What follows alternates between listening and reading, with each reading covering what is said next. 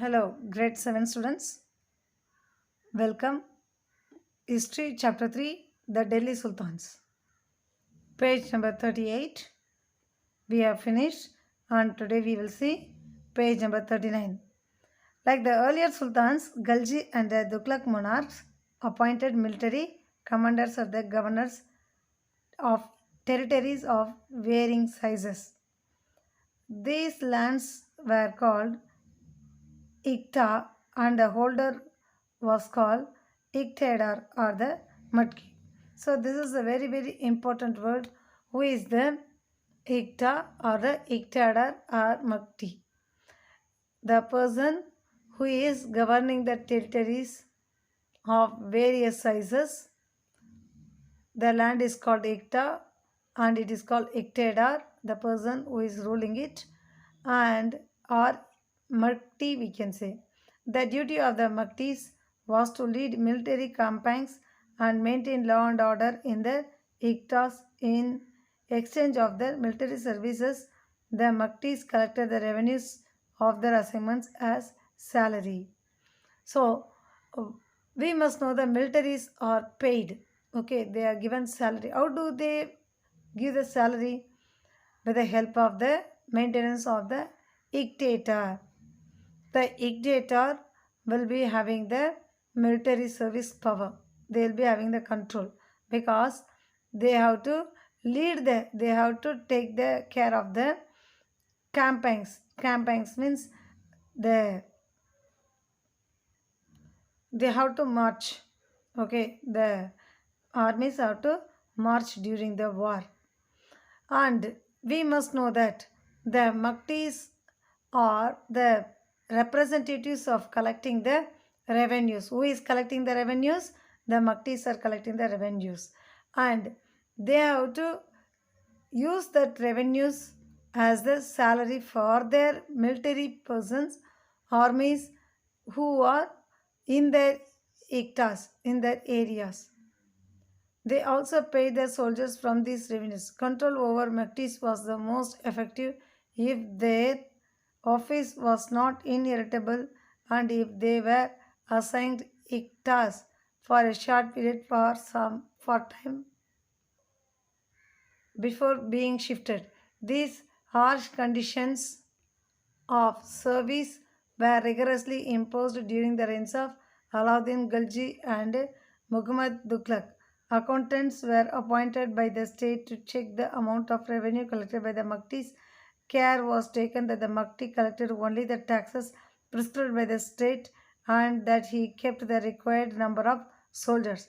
So the kings used to give the power to maintain the military, and these iktas must collect the revenue from the peasants and they must give them a salary. then the salary then the salary was checked by the state, that is Tughlaq, sorry, the king. And we must see that they were supposed to collect the tax that was mentioned by the king, and they must have the required number of soldiers. There must not be any shortage in the soldiers. And there was a rigorously imposed the reigns, okay, imposed during the rules of Alauddin Khalji and Muhammad Tughlaq. There were harsh conditions. As the Delhi Sultans brought the hinterland of the cities under the control, they forced the landed chieftains. Chieftains means I told you Kurunila Mannargal. The Samanta, aristocrats and rich landlords to accept the authority. So the landlords also accepted the authorities of the chieftains. Under Alauddin Khalji, the state brought the assessment and collection of land revenue under its own control. Now, Alauddin Khalji, they started to collect the land revenue under their control of the king. The rights of the local chieftains to levy taxes were cancelled and they were also forced to pay taxes. The local chieftains, the local kings also, they don't have power. They cancel the power of collecting the tax, and they were also told to pay the tax. The sultan's administrators measured the land and kept carefully accounts. So this point tells us that there were records for the land measurements. Some of the old chieftains and landlords served the sultanate as the revenue collectors and accessors. So now the old chieftains and the landlords, they served the sultanates. There were three types of taxes on cultivation called kharaj and amounting to be about 50% of the peasants' produce on cattle and on houses. So on they were collecting the taxes from the peasants' produce and on cattle, that is cows, goats, etc., and on houses. So there were three types of taxes. It is important to remember that the large parts of the subcontinent remained outside the control of the Delhi sultans. It was difficult to control distant provinces like Bengal from Delhi, and soon after annexing southern India, the entire region became independent. Even in the Gangetic Plain, there were forested areas. So it is important to remember that the large parts of the subcontinent remained outside the control of the Delhi sultans, and it was difficult to control because of distant provinces from the Delhi's. The distance was more like Bengal from Delhi, and soon after annexing South India. So they came towards South India. So South India regions also was a distance from the Delhi. The entire region became independent. Even in the Gangetic Plain, the forested areas, the Sultanate forces could not penetrate. Local chieftains established their rule in these regions. Sometimes rulers like Alauddin Khalji and Muhammad Tughlaq could force their control in the areas, but only for a short duration. So it was a forest area. Because of that, the Sultanate force cannot penetrate. They cannot get inside the land, and because of that, local chieftains, they establish their rule in these regions, and Alauddin Khalji and Muhammad Tughlaq could force their control in these areas only for a short time. Chieftains and their fortifications. Ibn Battuta, a 14th century traveler from Morocco, Africa, explained the chieftains sometimes fortified themselves in mountains, in rocky, uneven, and rugged places, as well as in bamboo groves. So they were in the bamboo groves. The chieftains lived there. In India, the bamboo is places as well as bamboo is not hollow, it is big. Its several parts are so intertwined that even fire cannot affect them, and they are on the whole very strong. So the bamboos are growing long, tall, so that even the forest fire also cannot affect the land.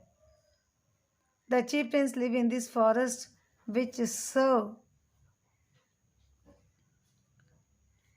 them as ramparts, inside which are their cattle and their crops. There is also water for them within, that is rainwater, which are collected rare. Hence, they cannot be subdued except by powerful armies who entering these forests. Hence, they cannot be subdued except by the powerful armies who entering these forests cut down the bamboos with specifically prepared instruments. So the bamboo forests help them to be safe for the chieftains, and only the armies can enter only if they are that is powerful only. The Mongols under Genghis Khan invaded Transsonia, Transo, Xiana, Transoxiana, Transoxiana in the northeast Iran in 1219, and the Delhi Sultanate faced the onslaught soon after. Mongol attacks on the Delhi Sultanate increased during the reign of Alauddin Khalji and in the early years of the Muhammad Tughlaq's rule. This forced the two rulers to mobilize a standing army in Delhi, which posed a huge administrative challenge. Let's see how the two sultans dealt with this. So, the Delhi was attacked by the Mongols, and this during the Muhammad Tughlaq's and Muhammad Alauddin Khalji's period. They faced lot of challenge to stop the Mongols invading India, particularly Genghis Khan. During the rule of the two kings, two sultans, Alauddin Khalji and Muhammad Tughlaq, what were they doing to stop the Mongols? How did they do? Delhi was attacked twice in 1299 to 1300 and 1302 to 1303. So it was attacked twice. So these periods, first and second, so two times. As a defensive measure, Alauddin Khalji raised a large standing army. Because of that, Delhi was attacked two times. Alauddin Khalji made to stand a large army. Now, what is Muhammad Tughlaq doing? The Sultanate was attacked in the early years of Muhammad Tughlaq's reign. The Mongol army was defeated. Muhammad Tughlaq was confident about the strength of his army and his resources to plan an attack on Taxoshina. He thereafter raised a large standing army. He was here to stop the Mongols. Alauddin Khalji had a large army, and when the Delhi was attacked, the Mongol army was defeated, and Tughlaq was having confidence about his army, and he planned to attack Traxosnia, and because of that he raised an army. Alauddin constructed a new garrison town named Siri for his soldiers. If you see the map, you can locate the Siri place. Rather than constructing a new garrison town, the oldest of the four cities of Delhi, Delhi Aikona, was emptied of its residents and the soldiers garrisoned there. The residents of the old city were sent to the new capital Daulatabad in south. So now we shall see the map. See here children, now we are saying that the people, the fortified was emptied and they were shifted to Daulatabad, and here in this place the army was settled. It became a garrison town in the Muhammad Tughlaq period. The soldiers had to be fed.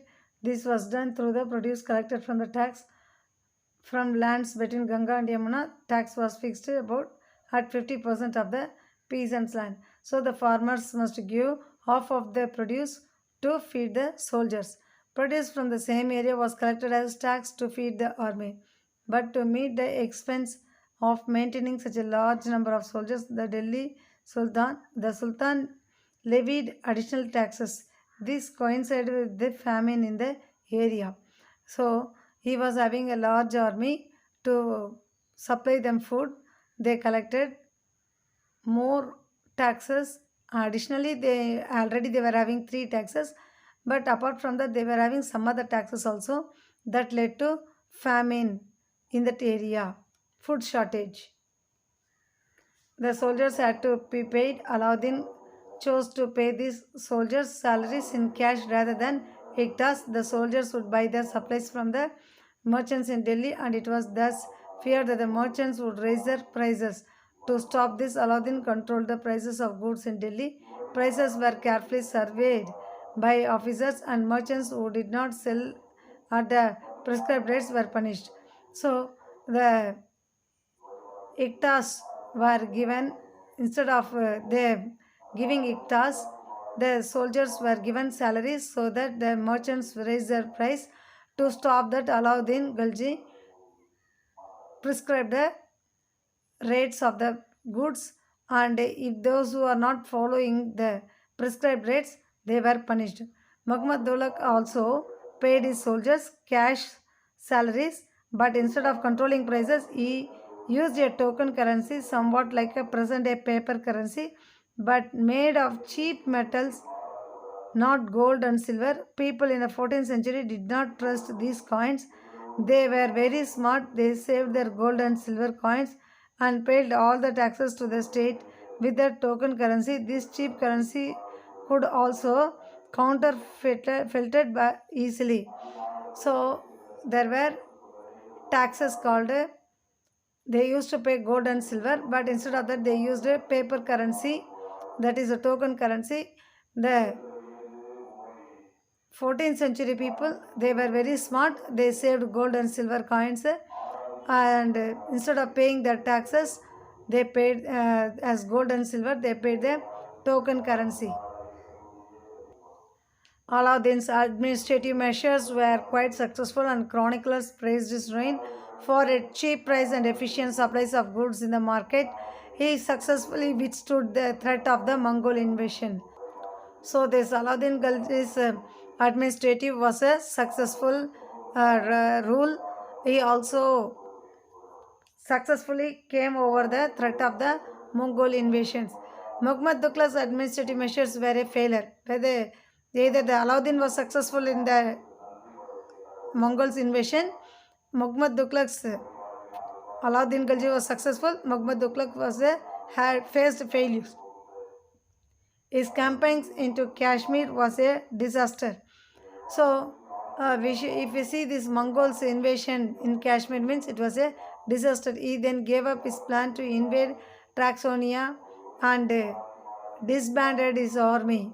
So, he went the expedition to Kashmir made as a disaster, and he invaded Traxonia and disbanded his large army. Meanwhile, his administrative measures created complications. So, in his administration, there were more challenges and difficulties. The shifting of people to Daulatabad were resented. Now, from Delhi to Daulatabad to Delhi, both them made confusions. The raising of taxes and famine in Ganga Yamuna belt led to widespread rebellion. So there were famines around the Ganga and Yamuna tributaries, the belt. Okay, Ganga Yamuna belt was in the famine, so that there was rebellion. And finally, the token currency had to be recalled. Once again, they came back to the token currency. So with this lesson is over, children. Thank you.